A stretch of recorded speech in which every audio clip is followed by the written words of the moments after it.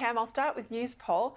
It's another dip for Labor, now at one of the lowest levels since the election in 2022. They're down 1 point to 31%, the coalition remaining steady on 38. 2PP, it's still neck and neck. This is the third consecutive poll. It's been 50-50. Now, at the same time, new analysis of the latest Resolve Political Monitor shows that voters are turning their back on Labor in droves. This is a trend, and I made the point in my editorial. It's a trend, absolutely, but there's a finite time now between now and the election. It's a matter of months. It's got to be held by May. So it's getting harder and harder to turn the ship around, isn't it?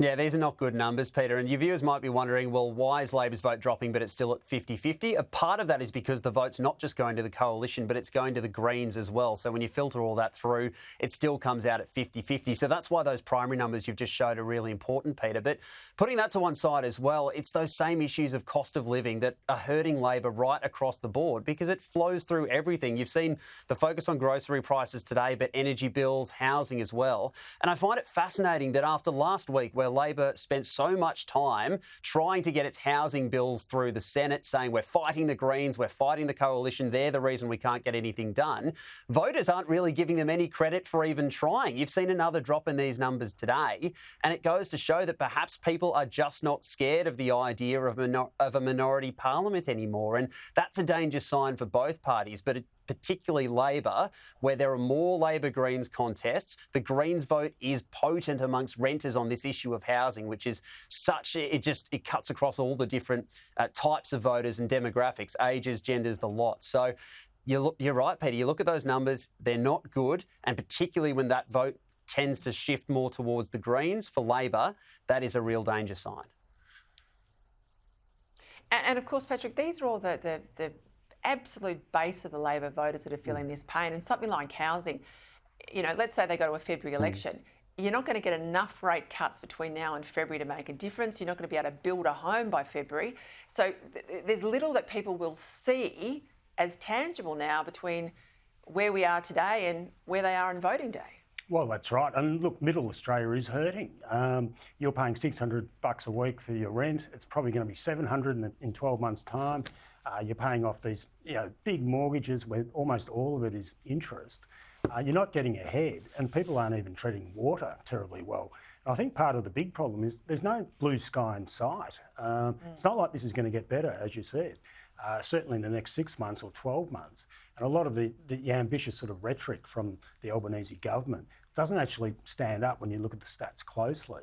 I think they need to build a new house once every 2 minutes for the next 5 years to achieve one of their targets. It's not going to happen.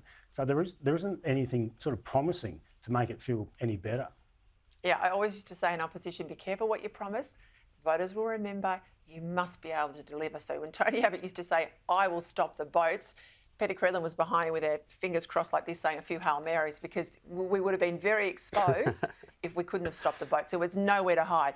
Let's go to that big speech today. Peter Dutton fronting the Cedar Lunch, Committee for Economic Development in Sydney. He spoke with Chris Yeoman.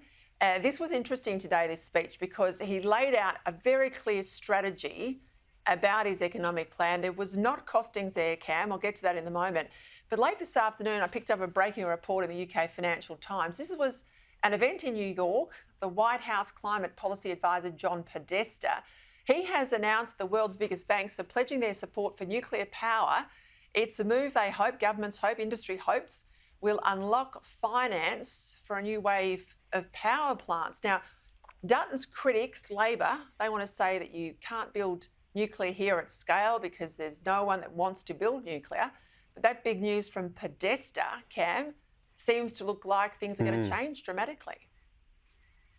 This is a really big deal, Peter, because you have 14 of the world's biggest financial institutions, many of them investment banks, so the likes of Morgan Stanley's, your Bank of America's, Goldman Sachs, those types, with a lot of money at their disposal, all now coming out in this full court press saying we're willing to put our money behind nuclear power as a way of bridging the gap between today and 2050, where they want to get to net zero. And in particular, they say that it's crucial to underpinning wind and solar for the times that it's intermittent, which we've seen in Australia. Wind and solar have underperformed for most of winter. That's what the market operator says. So when it comes to the coalition's plan, this isn't an investment strategy, if you like, but it is a signal of intent from these big lenders, these big investors, and that is significant. So the coalition's plan at the moment is for the taxpayer to foot most of the bill to fund the building of these reactors.